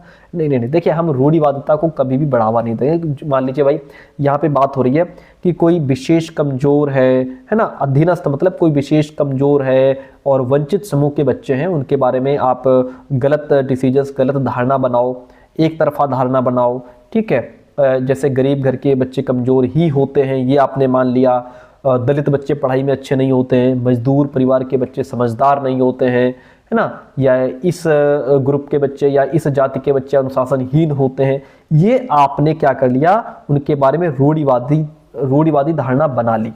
ये गलत बात है। हम किसी के लिए कोई रूढ़िवादी धारणा नहीं बढ़ाएंगे, यानी कि इन धारणाओं को बढ़ावा नहीं देना है, स्टीरियोटाइप को प्रमोट नहीं करना है। आप बच्चों के अंदर रूढ़िवादी भय पैदा कर रहे हो, मतलब बच्चों के अंदर आप डर हीन भावना पैदा कर रहे हो। जैसे तुम लोग तो वैसे भी नहीं कर पाओगे क्योंकि तुम तो इस बैकग्राउंड से हो, है ना, या हमारे स्कूल में तुम्हारे जैसे बच्चे कम ही सक्सेस हो पाते हैं क्योंकि तुम लोग पढ़ते वढ़ते तो हो नहीं, या हम लोग कह दें कि ध्यान रखो तुम्हारे जैसे बच्चे अक्सर गलतियां करते रहते हैं। तो ऐसी बातें अगर आप बच्चे को बोलेंगे तो बच्चे को ये चीज़ें डरा देती हैं, उनके अंदर हीन भावना पैदा हो जाती है। वो सोचने लगते हैं कि उनका जो बैकग्राउंड ही उनकी क्षमता को लिमिटेड कर देता है ना। तो ये स्टीरियोटाइप थ्रेट कहलाता है, जो कि हमें नहीं बढ़ाना है। ये गलत बात है। ये सारे ऑप्शंस गलत है। बस बेस्ट ऑप्शन ये है कि हमें हमारा विद्यालय, हमारी कक्षा, हम सब मिलकर सीखेंगे, हम सब मिलकर आगे बढ़ेंगे, इस तरीके के शब्दों का यूज कीजिए। अगला प्रश्न लीजिए। क्वेश्चन कहता है, 18 नंबर क्वेश्चन है, दृष्टिबाधित विद्यार्थियों के सफल समावेशन के लिए अध्यापक को क्या करना चाहिए? जो बालक है उसको दिखाई नहीं देता, तो आप क्या करेंगे? अवधारणा की व्याख्या के लिए चित्रों का प्रयोग करेंगे। जब उनको दिखाई नहीं देता तो चित्र किसी काम के नहीं है। सभी प्रकार की लिखित सामग्रियों को मौखिक रूप से प्रस्तुत करना चाहिए। ये बात ठीक है कि अगर बालक को दिखाई नहीं देता तो आप उसके लिए जो लिखी हुई सामग्री है उसको मौखिक रूप में प्रेजेंट करो, बोल बोल करके पढ़ाओ, या ऑडियो की व्यवस्था स्कूल में करो, है ना, ताकि बच्चा जो पढ़ नहीं पा रहा है, देख नहीं पा रहा, कम से कम उसको सुन करके तो समझ ले। ये बात ठीक है।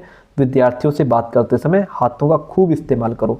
अरे भैया, हाथों का नहीं, चाहे पैरों का इस्तेमाल करो, चाहे डांस करो। जब उसको दिख नहीं रहा तो आप किसी काम के नहीं है, ठीक है, इसको भी हटाओ। दिखाए जा रहे वीडियो के उपशीर्षक देना चाहिए। आप जो वीडियो दिखा रहे हो आप उसका सबटाइटल दे दोगे तो क्या बच्चा समझ जाएगा? क्योंकि वीडियो दिखा रहे हो और देखने वाली चीज़ें उसके किसी काम की नहीं है। ये भी हटाओ। बेस्ट ऑप्शन यही है कि जो सामग्री लिखी हुई है उसको बच्चे के सामने मौखिक रूप से प्रकट करो, बच्चा उसको सुन करके समझ ले। ध्यान अभाव एवं अतिसक्रियता विकार ग्रस्त विद्यार्थियों के सफल समावेशन के लिए अध्यापक को क्या करना चाहिए? जो बालक है वो ADHD से ग्रसित है। ADHD वाले बच्चे जो होते हैं बहुत उछल कूद मचाने वाले, चंचल चुलबुले बच्चे होते हैं, एक जगह बैठ नहीं सकते, ध्यान इनका लगता नहीं है, कंसंट्रेट इनसे होता नहीं है, ठीक है। ऐसे हाइपर एक्टिव बच्चे ये होते हैं, बिना सोचे समझे कुछ भी कर बैठते हैं, ठीक है, कि उसका क्या रिजल्ट निकलेगा इसका कोई अंदाजा नहीं लगाते। जिसको चलिए, अच्छा, क्वेश्चन क्या कहता है, ऑप्शन क्या कहते हैं? ऐसे बच्चे के लिए आप क्या करेंगे? परिवेश में व्यवधानों को अधिक कर देंगे। नहीं, देखिए, व्यवधान, डिस्ट्रैक्शंस वाली चीज़ें हम हटाएंगे जो हमारे ध्यान को भटकाएं। जैसे शोर शराबा हो रहा है, भीड़ ज़्यादा है ना, जो चीज़ें हमारे ध्यान को भटकाएं उसको हम क्या करेंगे? कम कर देंगे, बढ़ावा थोड़ा ना देंगे। और फिर कहता है कि लंबे और जटिल प्रकल्प काम देना। देखिए, एक तो वैसे भी उनका ध्यान का अभाव रहता है, कंसंट्रेट वो कर नहीं पाते, और आप उनके लिए लेंथी वर्क दे रहे हो, वो उसके वैसे बोर हो जाएंगे, भाग जाएंगे, किसी काम का नहीं होगा। विद्यार्थियों को समय प्रबंधन और संगठनात्मक आदतों के विकास में सहायता करनी चाहिए। ये बात ठीक है कि जो हाइपर एक्टिव वाले बच्चे हैं, ADHD वाले, जिनको ध्यान नहीं लगता, आप इनको थोड़ा टाइम मैनेजमेंट सिखाइए, है ना। ADHD वाले बच्चे अक्सर कब क्या करना है, कौन सा काम पहले करना है ना, किस काम को कितना समय देना, ये वो तय नहीं कर पाते। तो टीचर को उन्हें सिखाना चाहिए कि देखो ऐसा है, इस काम को पहले करो, ऐसे छोटे छोटे स्टेप में काम को डिवाइड कर लो। जैसे 20 मिनट पढ़ो, 5 मिनट का ब्रेक लो, फिर 20 मिनट काम करो, फिर 2-4 मिनट का ब्रेक ले लो। ऐसी आदतें बच्चे के अंदर हम डेवलप करें। और संगठनात्मक आदतों, यानी कि जो ऑर्गेनाइजेशनल स्किल्स होती हैं, हम वो बच्चे के अंदर डेवलप करें। जैसे अक्सर जो ADHD वाले बच्चे होते हैं ना, ये किताबें कहाँ रखी हैं, कॉपी कहाँ गई, ये काम कहाँ कैसे हुआ, ये क्यों नहीं हुआ, हमारी पेंसिल कहाँ चली, ये भूल जाते हैं, चीज़ें गड़बड़ा देते हैं, है ना। पता लगे आज स्कूल में जिन किताबों का काम था वो घर रह गई, जिनका कोई काम नहीं था वो बैग भर के ले आए हो। तो टीचर को ने सिखाना चाहिए कि आपका बैग, आपकी कॉपी, पेन, पेपर, पेंसिल, ये सारी चीज़ें ऑर्गेनाइज्ड होनी चाहिए। हर चीज़ को एक फिक्स जगह पर रखना सीखो ताकि आपको ढूंढने में दिक्कत ना हो, याद रहे कि ये चीज़ यहाँ हमारी रखी हुई है। ये सारी चीज़ें बच्चे के अंदर डेवलप करनी चाहिए टीचर को, बहुत अच्छी बात है। गैर लचीली विधि, देखिए गैर लचीली विधि चाहे ADHD वाला बच्चा हो या कोई बच्चा हो, गैर लचीली चीज़ यानी फिक्स्ड मेथड का हम कभी यूज़ नहीं करेंगे, हम एक साथ फ्लेक्सिबल यूज़ करेंगे। यानी कि फ्लेक्सिबल मतलब जो चीज़ें जिसमें बदलाव लाया जा सके, समय के अनुसार बदलाव लाया जा सके। दिनचर्या का इस्तेमाल करते हुए शिक्षण करना चाहिए। ये बात गलत है कि हम बच्चे के लिए क्या कर रहे हैं, एक fix teach using a fixed method आप उसको सिखा रहे हैं और फिक्स रूटीन हम उनके लिए नहीं करेंगे, हम उनको फ्लेक्सिबल सिखाएंगे, ये भी गलत है। बेस्ट ऑप्शन आपका सी हो जाता है। और हम बढ़ जाते हैं आगे अगले प्रश्न पर। नेक्स्ट क्वेश्चन आपसे कहता है dyslexia poses direct challenges in which area. Dyslexia सापेक्ष रूप से किस क्षेत्र में चुनौती पैदा करता है। अगर बच्चे को डिसलेक्सिया है तो क्या दिक्कत होगी, उसको लिखा हुआ समझने में दिक्कत होगी, या शारीरिक गतिविधियों के समन्वय में दिक्कत होगी, यानी कि जो कोऑर्डिनेशन बॉडी मूवमेंट्स हैं, अपनी बॉडी को कंट्रोल करने में दिक्कत होगी, दूसरों की भावनाओं को समझने में दिक्कत होगी, या चित्र बनाने में दिक्कत होगी। बहुत बढ़िया क्वेश्चन है, आप लोग आंसर करें इसका, बताएं। देखिए, जिस बच्चे को डिसलेक्सिया है, डिसलेक्सिया वाला बच्चा जो होता है वो लिखा हुआ समझने में उसको दिक्कत होती है, चीज़ों को पढ़ने में दिक्कत होती है। ठीक है, ये आपके पढ़ने लिखने से दोनों से संबंधित है, सिर्फ लिखने से संबंधित नहीं है कि अगर बच्चे को लिखने में दिक्कत है तो क्या होगा, लिखने में दिक्कत है तो फिर उसको डिस्ग्राफिया होगा।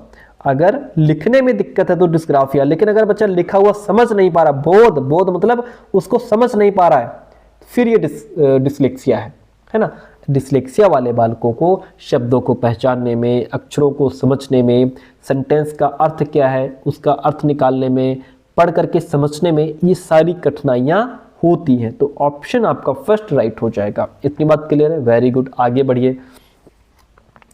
फिर आपसे कहता है शारीरिक गतिविधियों के समन्वय। देखिए, अगर बालक अपना शरीर पर कंट्रोल नहीं कर पा रहा है, बॉडी पर उसका कंट्रोल नहीं है, दौड़ने में या चीज़ों को पकड़ने में, कूदने में उसका कंट्रोल नहीं है, गिर जाता है, ठीक है, तो ये आपका जुड़ा है डिस्प्रेक्सिया से। किससे जुड़ा है, डिस्प्रेक्सिया से जुड़ा है। ठीक है, जहाँ बालक का अपनी बॉडी पर कंट्रोल नहीं है। ठीक है, और डिस्प्रेक्सिया इसमें, अच्छा ये जो चित्र बनाने में ना, ये भी डिस्प्रेक्सिया से ही जुड़ा है। चित्र बनाने की अगर समस्या है बालक को तो ये भी डिस्प्रेक्सिया से ही जुड़ा है, क्योंकि डिस्प्रेक्सिया वाले जो बच्चे होते हैं, चाहे ग्रॉस मोटर स्किल हो चाहे फाइन मोटर स्किल हो, है ना, इसमें उनको दिक्कत होती है, कंट्रोल नहीं कर पा, अपनी बॉडी पर इनका कंट्रोल नहीं होता है भाई। इनको कहा गया है कि ये अनाड़ी दिखाई देते हैं, अक्सर ठोकर भी खाते हुए दिखते हैं। हाथ और आंख के बीच में जो कोऑर्डिनेशन होता है, जैसे आपके सामने बॉल आ रही है, उसको कैच करनी है, अब दोनों आपके हाथ बिल्कुल आपके हाथ बराबर होंगे, आंखें बिल्कुल ध्यान कंसंट्रेट होगा, आंखें बॉल पर होगी, तभी कैच कर पाएंगे ना। अगर इसमें थोड़ा भी डिसबैलेंस हुआ तो कैच आपसे छूट जाएगा। तो वहां पे हाथ और आंख के बीच में कोऑर्डिनेशन होना चाहिए, आपकी बॉडी पर फुल कंट्रोल होना चाहिए। अगर आप सुई में धागा पिरो रहे हैं, वहां पे भी आपके भी हाथ थोड़ा बहुत भी कांपे तो सुई में धागा नहीं जाएगा। आंखों का ध्यान थोड़ा सा हटा, आंखें हटी साइड में, तो भी धागा सुई में नहीं जाएगा। हाथ और आंख के बीच में कोऑर्डिनेशन होना चाहिए। चित्र बनाने में, अगर आप कोई चित्र बना रहे हैं तो वहां पे भी आपका ध्यान होना चाहिए, आंखें बिल्कुल उसी पर होनी चाहिए, है ना, तभी। और पेंसिल, आपका हाथ पर फुल कंट्रोल होना चाहिए कि ऐसे आप पेंसिल को धीरे धीरे चला करके आप क्या कर रहे हो, उस इमेज को, उस पिक्चर को बना रहे हो, है ना।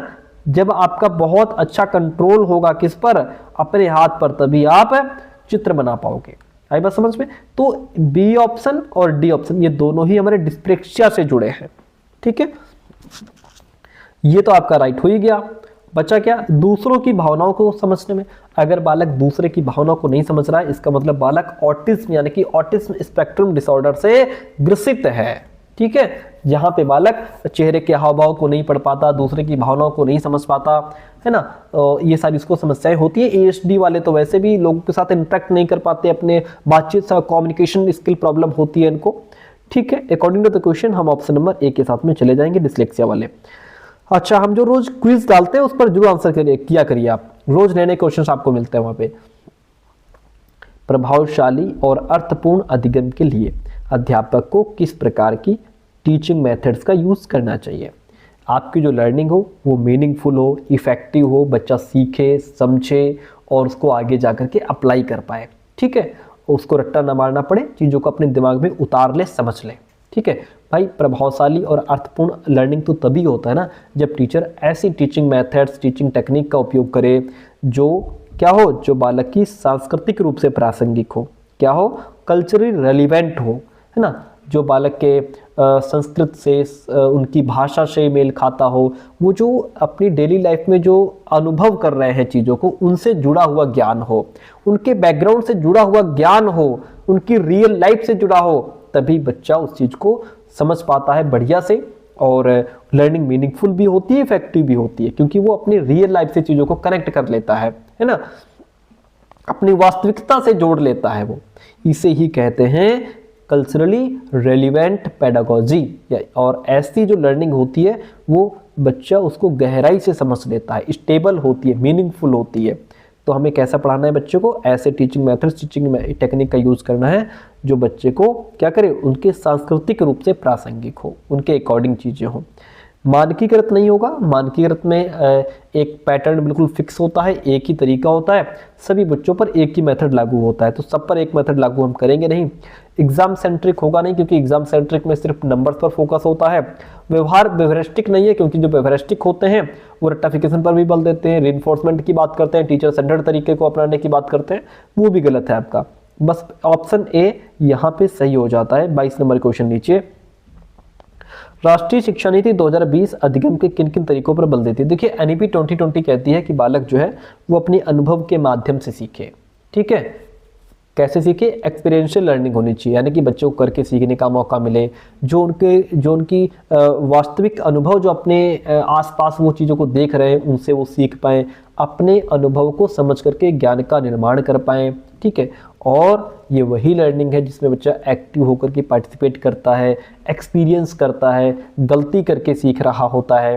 ठीक है, और अनुभव, अच्छा अनुभव के माध्यम से सीखने का मतलब ये होता है कि जैसे उसको क्लास में पढ़ाया गया कि पौधा कैसे उगता है और कैसे उसकी ग्रोथ होती है, तो अब बच्चा क्या करेगा? सिर्फ पढ़ेगा नहीं, बल्कि खुद बीज बोएगा। ठीक है, और उसमें पानी डालेगा, पौधे को उगते हुए देखेगा। ये क्या कर रहा है? ये वो अनुभव कर रहा है। ठीक है, इसको बढ़ावा देती है डिजिटल लर्निंग। डिजिटल लर्निंग जैसे अभी हम लोग पढ़ रहे हैं, मैं कहीं बैठा हूँ, आप दुनिया के किसी कोने में कहीं बैठे हैं और वहाँ से आप पढ़ रहे हैं, ये डिजिटल है। ठीक है, तो इस पर भी उन्होंने बल दिया है कि बालक जो है मोबाइल से, टैबलेट से, कंप्यूटर से, इंटरनेट के माध्यम से, ई लर्निंग के माध्यम से, ऑनलाइन वीडियोज़ के माध्यम से बच्चा सीख सके। साइंटिफिक लर्निंग का मतलब बच्चा विज्ञान की तरह सीखता है, क्वेश्चंस पूछता है, चीज़ों को जांचता है, प्रयोग करके देखता है, उसके पीछे के प्रमाण ढूंढता है, लॉजिकल थिंकिंग यहाँ बच्चा यूज़ करता है। ठीक है, वैज्ञानिक करके सीखने, यानी कि बच्चों को करके सीखने का मौका मिले, बच्चा खुद करे तब सीखे। सारे ऑप्शंस यहाँ पे राइट हैं, इन सभी पर एनईपी 2020 बल देती है। अगला प्रश्न लीजिए, कहता है अध्यापकों को विद्यार्थियों के अधिगम युक्तियों के अर्जन को सुगम सहज करना चाहिए। मतलब क्या है भाई इसका? देखिए पहले इसको समझिए, पहले पूरा क्वेश्चन पढ़ते हैं। निम्नलिखित में से कौन से तरीकों का उपयोग विद्यार्थियों को अधिक कौशल युक्त बनाने के लिए किया जा सकता है? क्वेश्चन कह रहा है कि टीचर बच्चों को सीखने की सही स्ट्रेटजी, ट्रिक और तरीके आसान भाषा में और सरल एक्टिविटीज़ के माध्यम से सिखाएं। कि मतलब सीखने का सही तरीका क्या है, सही स्ट्रेटजी क्या है? भाई अधिगम युक्तियों के अर्जन को, अधिगम युक्तियाँ, सीखने की ट्रिक्स, सीखने की स्ट्रेटजीज, ठीक है, उनको क्या करना चाहिए? सुगम, सहज, सरल करना चाहिए। यानी अर्थात कौन से उपाय बच्चों की लर्निंग स्किल्स को मजबूत कर सकते हैं। ठीक है, कौन से तरीके का उपयोग विद्यार्थियों को अधिक स्किलफुल बनाएगा। टीचर कौन से तरीके अपनाए जिससे बालक अपनी सीखने की क्षमता बढ़ा सके। देखिए, विद्यार्थियों को चिंतन के अभिसारी तरीकों के अवसर देना। हम कभी भी बच्चों को कन्वर्जेंट थिंकिंग का अवसर नहीं देंगे। कन्वर्जेंट में बच्चा बस एक प्रॉब्लम का सिर्फ एक ही आंसर पर फिक्स हो जाता है कि बस इसका यही एक आंसर मिल जाए, बात खत्म। यहाँ बच्चा अलग अलग दिशाओं में नहीं सोचता, नए तरीके से नहीं सोचता, क्रिएटिव थिंकिंग का यूज़ नहीं करता, लॉजिक का यूज़ नहीं करता, इसलिए ये निगेटिव है। विद्यार्थियों को अवास्तविक उद्देश्य और समय तालिका बनाने में हेल्प करना। अवास्तविक, अनरियलिस्टिक, किसी भी तरीके अनरियलिस्टिक गोल तक बच्चा कैसे पहुंचेगा जो अवास्तविक है। रियलिस्टिक गोल की बात करेंगे ना, तो ये भी गलत है। विद्यार्थियों में स्वयं से प्रश्न पूछना और स्व आकलन को प्रोत्साहित करना चाहिए, ये बात तो ठीक है, ये तो मेटाकॉग्निशन की बात करता है। जो प्रासंगिक नहीं है उस पर ध्यान केंद्रित करने के लिए प्रेरित करना। जो चीज़ बच्चे के रेलिवेंट ही नहीं है, उसके टॉपिक से, सब्जेक्ट से मैच ही नहीं खा रही है, उस पर ध्यान लगा के क्या करेगा वो। सारे ऑप्शन गलत है, सी ऑप्शन सही है कि हमें बच्चे के अंदर क्या करना है, हमें किस उपाय से बच्चों की लर्निंग स्किल्स मजबूत हो सकती है? जहां बालक खुद से प्रश्न पूछ रहा है कि मैं सही हूँ, गलत हूँ, है ना, और मैं कैसे बेहतर सीख सकता हूँ, मैं किस स्ट्रेटजी से बेहतर सीखता हूँ। बच्चा अपना आकलन खुद कर रहा है, मेरे अंदर कहाँ कमी है, क्या अच्छाई है ना, कौन से सब्जेक्ट पर मेरी पकड़ अच्छी है, कौन सा सब्जेक्ट मेरा वीक है। तो ये सारा बच्चा खुद आकलन कर रहा है। इस सब चीज़ों को हम बच्चे के अंदर प्रमोट करेंगे। प्रभावशाली समस्या समाधान कारक होने के लिए अध्यापक को शिक्षार्थियों में किसके उपयोग को हतोत्साहित करना चाहिए? देखिएगा, किस चीज़ को हमें हटाना है बच्चे के अंदर से। बच्चे रिस्पॉन्स सेट का यूज़ करें, या कलन विधि इस चीज़ को हटाना है, अन्वेषण को हटाना है, या एनालॉजीज को हटाना है।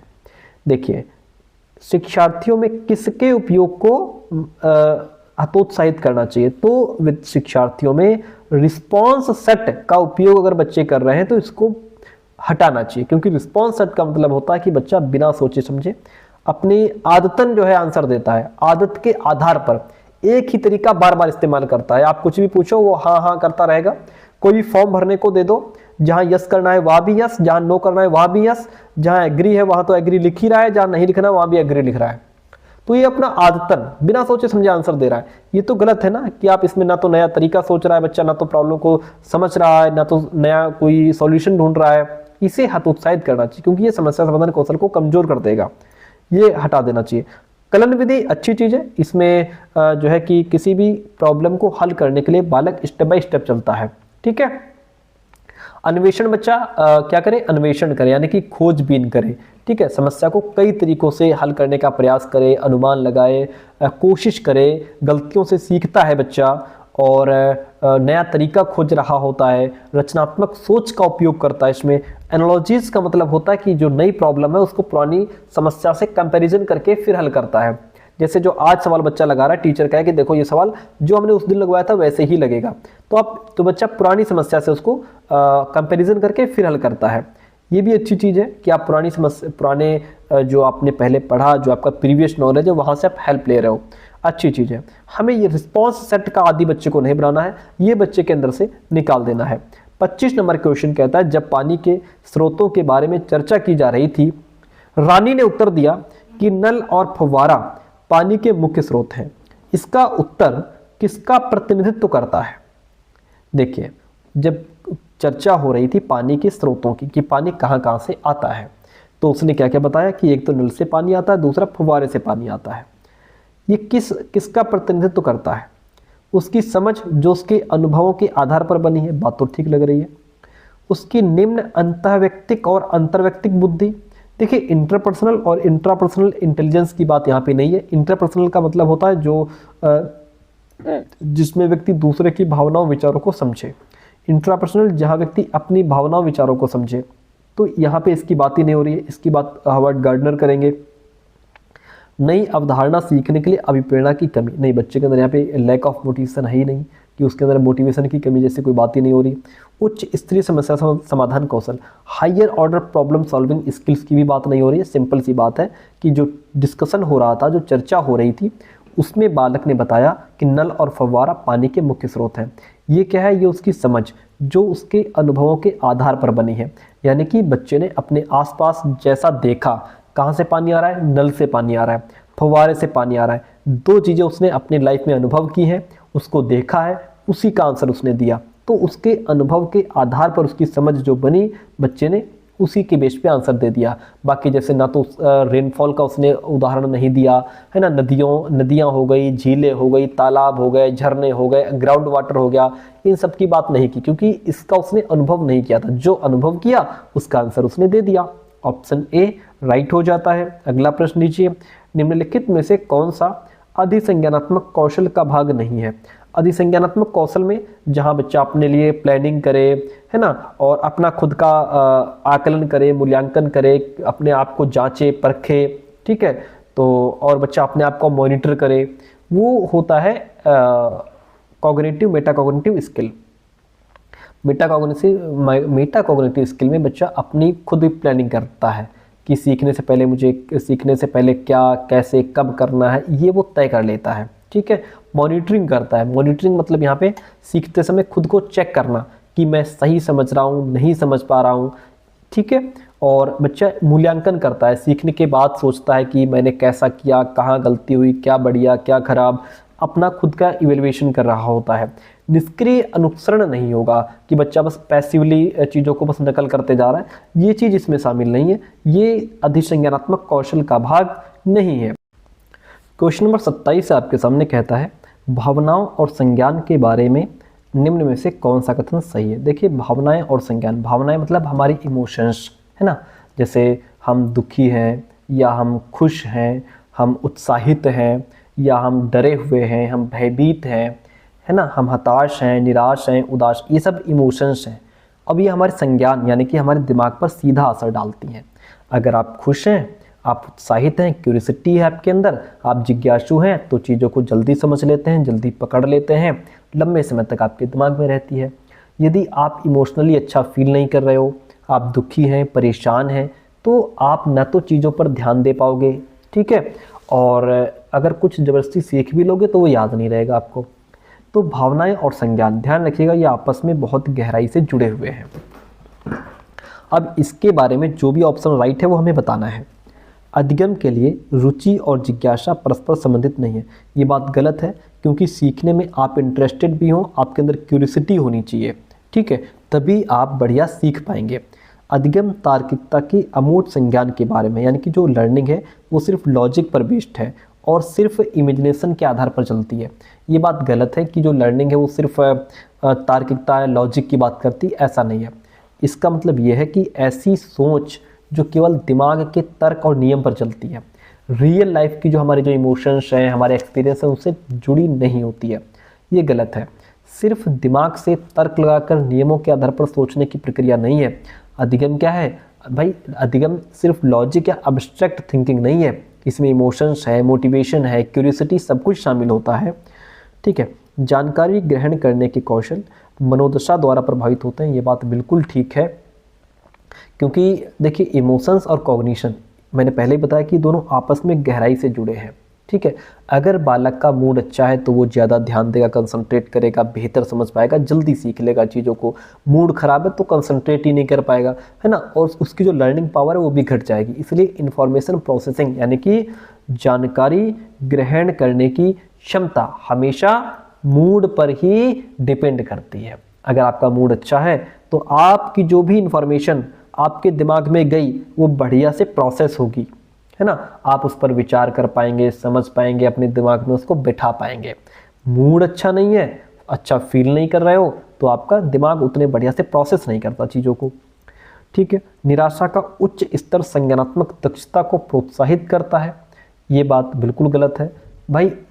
निराशा का उच्च स्तर, अगर आप बहुत ज़्यादा निराश हैं तो संज्ञानात्मक क्षमता, आपका जो कॉग्निटिव कॉम्पिटेंस है, जो दिमाग है, क्या वो बढ़िया से काम करेगा? क्या वो मोटिवेटेड फील करेगा? नहीं करेगा, उल्टा होता है। अगर बच्चा बहुत ज़्यादा निराश है तो आपके दिमाग की जो परफॉर्मेंस है, जो कॉग्निटिव परफॉर्मेंस है, उसको बुरी तरह ये कम कर देता है, बढ़ाएगा नहीं। बेस्ट ऑप्शन सी हो जाएगा। हम बढ़ेंगे नेक्स्ट प्रश्न की तरफ। कहता है विद्यार्थियों को अधिगम के प्रति अभिप्रेरित करते रहने के लिए अध्यापक को क्या प्रोत्साहित करना चाहिए। देखिए जो बच्चा है वो सीखने के लिए मोटिवेटेड फील करे, तो बच्चे को आप किसके लिए प्रोत्साहित करेंगे?